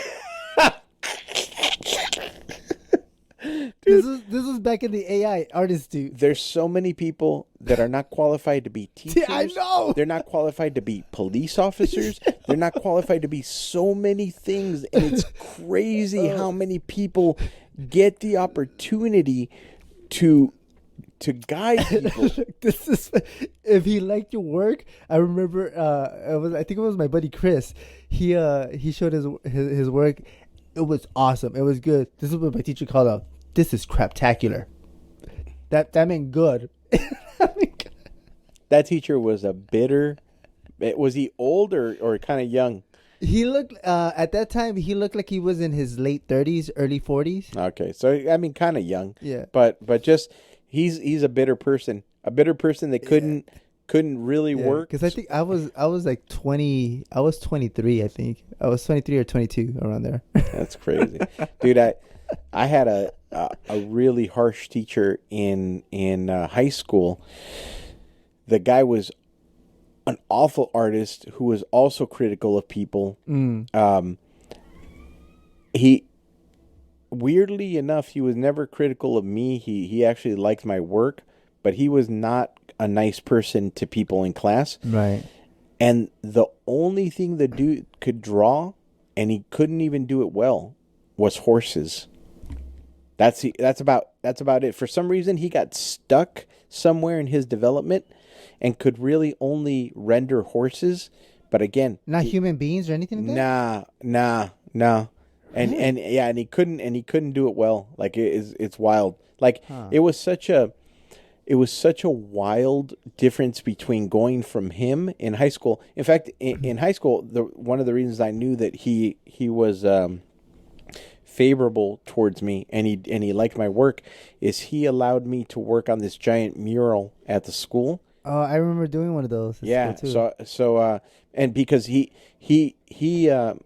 connected me to another guy, which I don't know how else to explain it, but he was like a Mexican cowboy. Yeah. It was a kid, I think, that was a year older than me. I think he was a senior, and he had like this pencil mustache. And dude, if the kid showed up at school with a cowboy hat, it totally would have looked normal. He had a thick accent, this Mexican guy, and he had this real talent for being able to blend colors. Yeah. And he had like a beautiful painterly stroke style. Oh, that's cool. That I developed my painting style based on what he taught me. Yeah. But he had this weird thing. The reason that we got paired together is he had a really hard time drawing humans. But man, he could paint it was wild. Like I say, he could mix and paint colors like really beautiful. So the teacher hooked us both up and then gave us this assignment, which gave us an automatic A in the class. Yeah. And we didn't have to be in art class all year. Like we did this side project, and it didn't take us all year, but we spent a lot of time like working on our own thing. Yeah. But we did this mural, and it was male and female ballet dancers, and he's holding her, and she's like arching. Is that mural still there? I don't know, because if it is, if the mural's still there, then it's at the junior high now. Like our high school, they built a brand new high school, and they turned the old high school into a junior high. I actually should drive by and take a look. You should take a picture of it. Yeah, because if it's I do have a picture of it in my yearbook. I believe I need to dig out my yearbook, my West Valley yearbook, but I believe it's there. But that dude taught me how to paint. But you said you've worked on a giant mural? Yeah. Okay. It was in high school too. So let me ask you this: so I drew the two people. Yeah. I drew them on a piece of paper, and then I transferred them onto the mural. Is that how you did it? No, the way we did it, we did kind of like a grid formation. Well, that's what I'm saying. But but now the way they do it, they use a projector. Right. And that to me, that's even quicker. Oh, so much great. Because here's the way we did it, and that guy taught me. Yeah. I drew the image on a piece of paper. Yeah. And then he took out a ruler and he gridded it. Yes, exactly. And then he numbered it. And then we grabbed painter's powder, this blue powder. Yes. And then he like stretched it across, and we boom, made a grid. And then he numbered everything. And then I redrew the whole thing because I was so close to the wall that I couldn't see. Like, I would have to walk back. Exactly. Once you'll be back and you're like, oh wow, it's coming out the way. Yeah. It was a fascinating process. Yeah. So I drew it, finished it all up, and then him and I started painting, and then he walked me through his painting process, and like, so it came out really good. That's cool. Yeah, it was a fascinating experience, but I went from that teacher who didn't know how to draw and was a terrible person, terrible teacher, to my teacher that I got hooked up with in college, in junior college at Mount San Jacinto.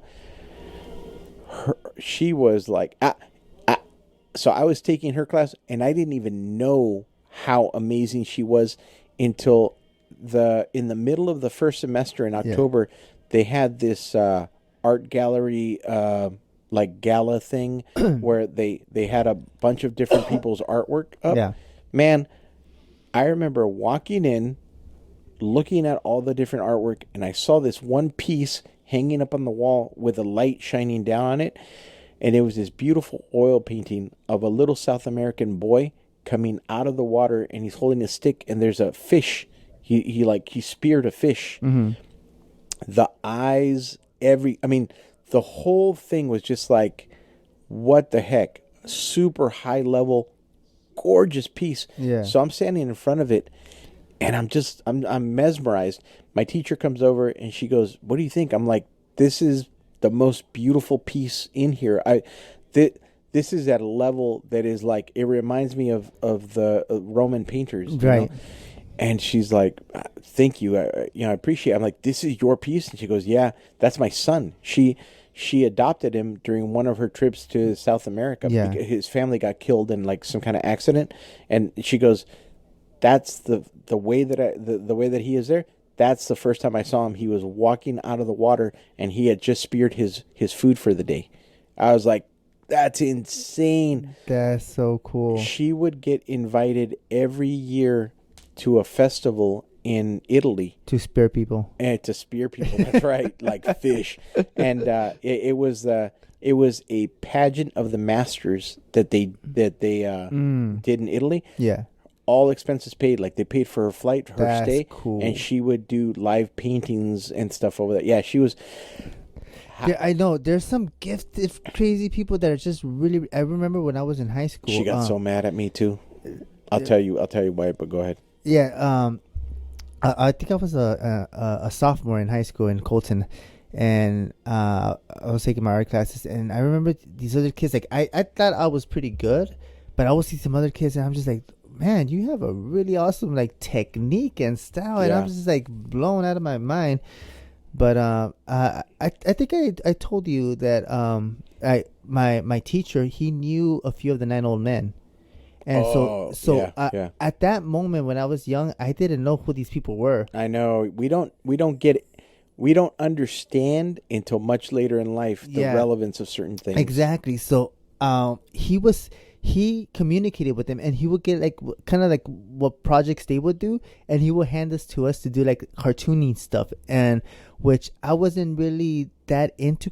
I liked more live and drawing, more Right. realistic stuff. But then he introduced me into the cartoon world at doing animation, and I remember I did like an abstract Mickey Mouse drawing where if you wrap the paper, it all connects. I don't even know what the heck I was thinking, but I did it. He showed it to Ward Kimball, That's awesome. and Ward Kimball liked it a lot. That he wanted me to give him I think it was the original one or the copy of mine, and he was gonna give me a copy of his work signed. And my teacher had told me that if I wanted to meet him, but I'm like, nah, it's cool. It's just like I didn't I know who this person was. I know. I regret it I know, so I bad. know. But oh shoot. Oh, But okay, we got it. We're good. you got it. All right. Yeah. So I didn't know how big it was that they even when he brought because Ward Kimball didn't show up, but he came in and brought me the stuff. Yeah. And they took pictures, and then it came out in the Colton newspaper. And I see my face, and my teacher showed it to me. Yeah, you came out in this. And Yeah. I'm just like, what? Like it was. I still didn't know Who is this old man? Oh no! It wasn't Ward Campbell. It was just me and my teacher with the Oh, yeah, artwork yeah. and stuff. But again, I didn't know like what was so special about it until I started taking I went to college and I started to know a little bit Right. more, and that's when I'm like, oh, these are and then I put two and two together. Oh shoot! Yeah. Yeah. Then I have his piece right there. That's it's in the wall right there, hanging on the corner. Oh, that's awesome. It's all faded, but yeah, it's just fascinating on the things you go through when Oh yeah, man. Yeah. I mean, the people that I've met and the things that I've done in my life, like I shake my head. Like my wife and I talk about it, and it's just one of these days I'll tell the story of working for Bill Murray for a summer. Oh, okay. We won't do it now, but Yeah. I'll talk about it another time. But yeah, just like it's been an interesting life so far, and it's been Yeah. a really good life. And I spent a lot of years kind of down on myself and not really believing in myself, and just 100%. But I think we all go through that. yeah, I think some people get through it faster than others, Mm-hmm. and even the idea of like I'm a professional artist now, like it's still like weird. It's still Yeah. weird to think about, and it's like it's something you have to like at least for me. I'm not speaking for anybody else, but for me, like it's something I have to grab and hold on to, and I have to trust, and I have to still remind myself to believe, because at the end of the day, like the whole imposter syndrome. Whoever came up with that term that's such a genius. What term? It's called imposter syndrome. Yeah. You just feel like an imposter, like you all these years later, it's hard to think of yourself. For me, it's hard for me to think of myself in a certain way to go, oh, I'm a professional artist, Right. And so then, because when you think about what you are, then you might start to think about what you should expect from yourself, and you might start to think about what you deserve, and you might start to, put yourself in a situation that is more not risky, but might create more risk, like becoming a freelancer Right. or whatever, and so it's just, and then there are days where you just kind of don't feel it, they're right now. We can't really go into it and talk about it too much, but like being back at work and then kind of coming to realizations for myself and talking those out with you and and going, hey, like this and this and this and this and this, like I'm gonna get rid of this stuff and then I'm gonna do this. And I just want to be the best this that I can be. Right. Once I unburden myself of all those things, everything's gotten easier now. 100%. I'm more like at peace. It's like today when I did those drawings, like I could care less of I'm pulling out things. I agree. Yeah. I agree. It's more peaceful. Yeah. Now I just like I can enjoy the process and lose myself in the process, and then really just judge myself only based on the work that I'm doing, and then just improve the work that I'm doing and not worry about a million other things that have nothing to do with me. Yeah. You know, but within that also just like, you know, it's actually allowed me and helped me to start thinking about the future paths that I want to reach. And it's actually something I'll talk with you off mic. Right. But I have like some ideas where I was thinking about it, and I literally I feel unburdened of all these other thoughts, and I was like, hey, why not? And I just started thinking of these ideas. I'm like, why not? Like, what's the worst that's going to happen? You know, I'm just going to get a no. So why not? Let's give it a shot. Yeah. So I'm pretty excited. I'm pretty excited to be more focused, to just trust that I am a professional artist, and that with that comes opportunities, and that those are take great responsibility. well, that too. But with those opportunities, I'm going to be able to step out and I'll be ready for rejection until I get the next like thumbs up. Let's go. Yeah. You know, so I don't know. I know that I'm being vague on here, you know, with some things, and I have to be vague. Right. There's always another podcast behind the podcast. Yeah. But again, I like right now where I'm at. One of the things that bummed me out when you and I talked, you know, where you told me you went through a little period of feeling like down. Yeah. And I'm like, man, it just like I realize how much I don't want that for you, and I don't want that for myself. Right. And I think that's why I got so passionate and went like, no, we're not. You know, like I was like, know this. Yeah. Let's just like, and as soon as I talked it through, and really, I mean, we talk here every Tuesday together, but I'm really grateful for the time that we get to spend and see each other every day, and just talk things out, even if it's just BS stuff that's just funny stuff. But every once in a while, we'll just get into something and start talking about it. I'm like, man, that helps me process. Right. You know, and it's the same thing. I get to have that with my wife. I get to talk with it, and we get to process things out and just and go, oh, okay, I don't need to carry that, or I'm gonna hit this from this angle. Exactly. You know? So yeah. Something that I'm just going back with the whole schooling thing. I got like a full circle with my teacher that was my high school art teacher was Mr. Salas. I can't remember his first name, but Mr. Salas. But I think I told you a few years ago, I bumped into him at the art gallery. No. Oh yeah, so I don't remember that. I was sketching, and he swung by, and we looked at each other, and I'm like, Mr. Salas, and he's like, Kenny, and then we started. But this is the guy that you should throw your. No. Oh, that was in college. Okay. This is high school. Okay. So and so we started chatting, and he's always been into Disney and stuff like that. So we chatted, and he's like, "What are you doing here?" I'm like, "Oh, I work for Disney. I'm one of the artists." And so it excited him because he was telling me that like man, like I teach so many students, but once they're out of my class and they graduate, I don't see them anymore. Right. And I almost got like teary when he told me this, because he's like I don't know what happened to them. Did they proceed? Did they whatnot? Right. And seeing you that you actually went on, it made him feel like wow, it made him feel validated. Yeah. So it was really cool, like seeing that. And we were supposed to hang out together, but then this whole.